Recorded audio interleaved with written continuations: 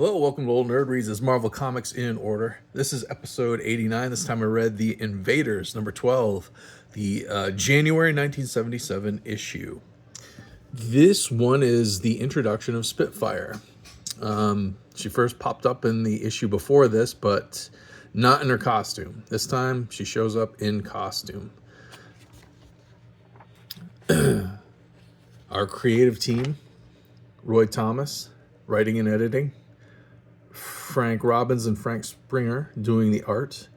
I believe Frank Robbins is pencils and Frank Springer's inks. I believe, from reading the letters pages and the way that they reference Frank Robbins, I believe that's the dynamic. Even though just here it just credits them as an illustrator pair.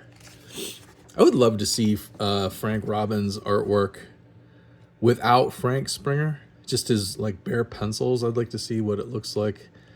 I don't know what else Frank Robbins has done, but he's very unique, very recognizable for sure. I don't know if he's doing like a retro style of art for this series, The Invaders, since it takes place during World War II.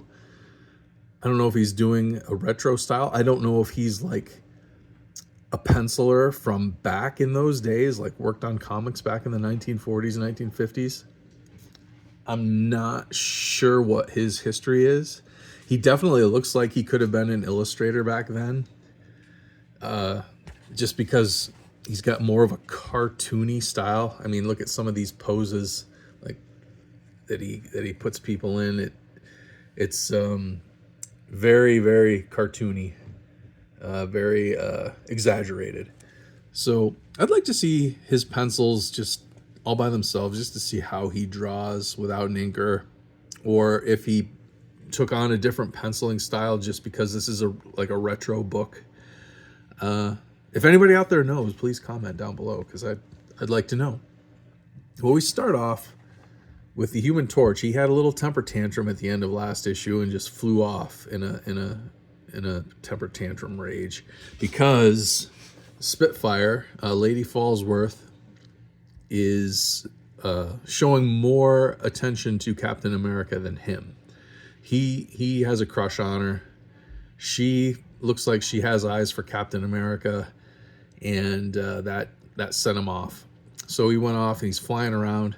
He's flying amongst these barrage balloons, and I wasn't really sure what barrage balloons were. But that's what's in the background here. And I guess they were a common thing over the skies of London during World War II. And they were just balloons for defense in case the Nazis came across the pond and tried to perform airstrikes on the city, on the country. They were balloons that were like just to deter that type of thing. They had cables, I guess, stretched between them, so it made it pretty dangerous for airplanes to fly around them, or it basically was like kind of a net that would prevent airplanes from getting too close to the city and dropping bombs and doing strikes. So that was kind of neat. He's up there, the Torch is up there flying around among them, and then he does a little flashback of the last couple issues, the whole Baron Blood Union Jack saga that happened, which resulted in Lady Fallsworth becoming she ended up needing a blood transfusion from the Torch, because even though he's an android, I guess he has some sort of he's a universal donor, and Baron Blood drained Lady Fallsworth of all of her blood, so he donated his blood to bring her back and gave her some powers. Now she can fly and she's super fast.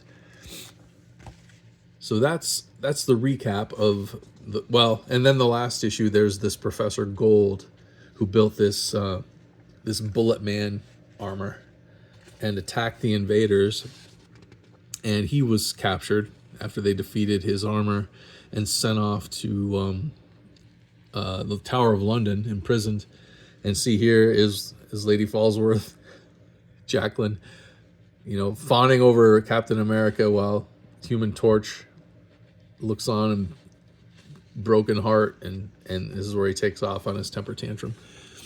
So he decides, once he's flown around and cleared his head of that a little bit, he decides he's got to go. He's got to go talk to Professor Gold, because when he was captured last issue, he said something. He said something cryptic that's been bothering the Torch, which is, from everything that happens from this moment forward, it would be on the Invaders' heads, since they captured him and stopped him.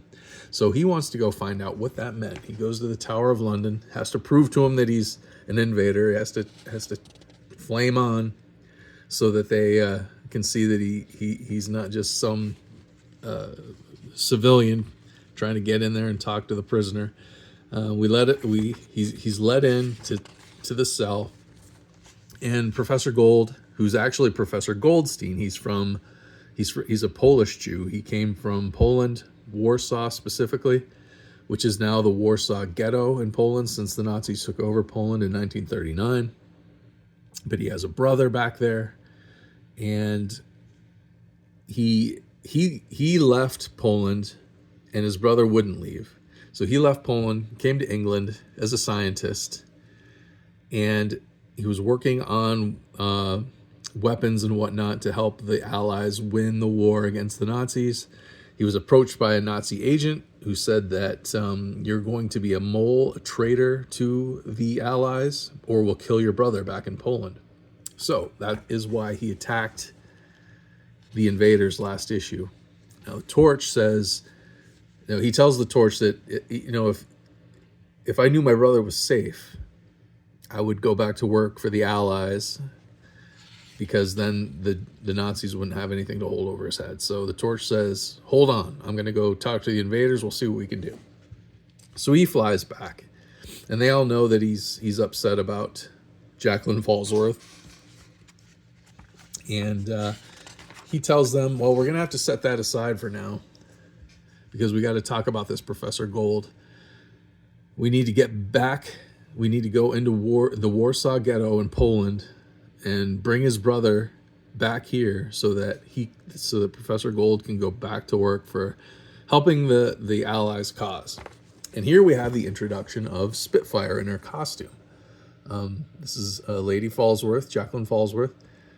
She's made a costume. Her father, Lord Fallsworth, he had his legs crushed in the fight with Baron Blood, so he can no longer walk. But his daughter now can be the superhero in the family. And she immediately, now this is definitely Mary Sue material right here, because she's got these powers, and maybe she's just really good at, like, these powers just come supernaturally to her, like really easy. So she's kind of able to fly around. She does this 2-page bit where she makes a monkey out of every member of the Invaders. They can't catch her. They try and catch her and can't do it. So that proves that she's, a superhero, I guess, which to me says Mary Sue, but maybe not. Who knows? But anyway, her father, he's sad because he can't be an invader anymore now that his legs are no good. And she promises her father that they're going to be back soon from Poland. Everything will be okay. And that's when they take off in Namor's shuttle and land behind the lines, the enemy lines in the Warsaw Ghetto in Poland. Immediately, we have some Nazi soldiers harassing a Jewish girl on the streets, which leads to Spitfire's first big act as a superhero. She takes a whack at all the Nazis, and then the other invaders come in to clean up, and they're outside of the bookshop that Professor Gold's brother owns, Jacob Goldstein. So Spitfire, she takes the Jew girl home who had been harassed by the Nazis, while Namor and Captain America go in to talk to Professor Goldstein's brother, trying to get him to leave. He won't leave. His place, he says, is there among his books. Here we do a little foreshadowing. He talks about the Jewish golem who centuries ago had come to help the Jews back in Prague, I guess it was. So that's a little foreshadowing, I believe. But he won't leave. Captain America says, we might have to take you by force if you won't come with us peacefully. Well, we're going to take you back to England and prove to your brother that you're safe. We saved you from back here, and you can, or his brother can go back to work as helping the Allies with defense weapons. But he won't go. Jacob Goldstein will not leave. And then the Nazis show up in tanks. So the invaders take off, fight the tanks. Spitfire comes back, knocks down a bunch of soldiers. But then, it looks like our heroes are victorious. The tank commander has a bunch of Jews, including Jacob Goldstein, against the wall. And he's going to execute them unless the invaders surrender. They do surrender. And they're gassed and knocked out. Jacob Goldstein says, don't harm them. They did nothing. Kill me instead. And he's kicked in the back, laughed at, told that he's not worth a bullet. He should be killed since he's a Jew, but he's not worth a bullet. They gather up the invaders and take off. And that's when Jacob Goldstein finally learns that he can't just sit idly by in this war. He's got to do something. He goes back to his bookshop, and the teaser for next issue, the Golem walks again. So I'm guessing, due to the foreshadowing that we saw back here, that Jacob is going to resurrect the Golem to fight the Nazis and rescue the invaders. And I believe I have next issue. We'll see. I can't remember if I have that issue 13 in my collection or not. Hopefully I do, because I want to see the Golem. But yeah, this is a pretty fun story. Other than the Mary Sue type Spitfire stuff, Mary Sue before Mary Sue was cool.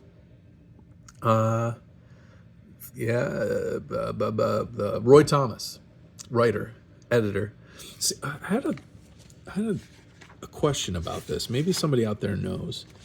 See, this is something that they used to do in a lot of the comics, was put this little blurb at the bottom of the pages, which points you to other Marvel comics, like the most unexpected guest stars of all and Nova #5.